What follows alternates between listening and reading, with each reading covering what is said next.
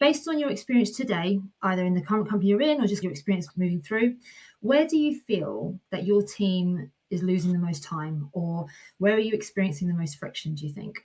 So you'll see there on the right-hand side, we've got the numbers of the details have come in. So on there, we're looking at, is it matter management? Is it just getting that request into one place and tracking the progress, working with it? Is it intake? Is it just these requests are coming from everywhere, from an email to a ticketing system or via Teams or Slack, or even, I think worst case, somebody turning up at your desk and asking for something there and then? Is it contract management? Once you've done that, everything's creating, reviewing, everything all in that one place. Spend and outside counsels is quite a big one. It's actually knowing how much is going out to the outside counsel, why is it going out to them, and also more importantly, what are you spending on them and how's that going against budget?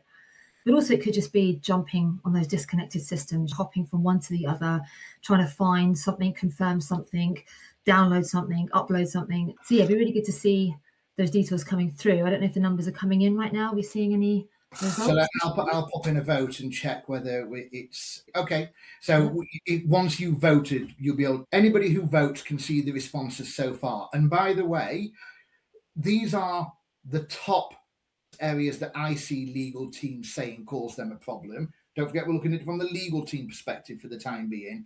But if you've seen or observed something else, pop it in the chat. So far, we've got 1 vote for matter management, 1 vote for intake and requests, 2 for spend and outside counsel management. I'm a little bit surprised that nobody's mentioned contract management, because I have seen that as a pain point in most of the transformations I've done. Sophia, have you seen that when you've been speaking to? Yeah, no, absolutely. I think what we found is when I'm talking through at the very beginning of the journey with us, I'm going through the objectives and what they outlined at the beginning. Contract management does come up here quite high, and it's mainly around being able to find the contract, being able to have it in that one place, that central source of truth almost. But it's not just that, it's actually being able to then track, like, where is it in a cycle? Is it still on, is it on hold? Is it still waiting for approval somewhere?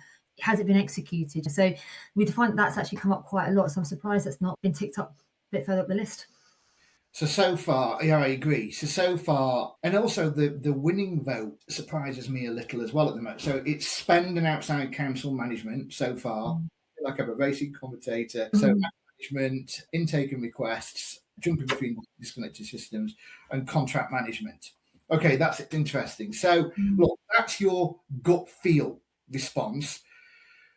What I've found when I've been working on these tech implementations, you need more than gut feel to justify these buying decisions.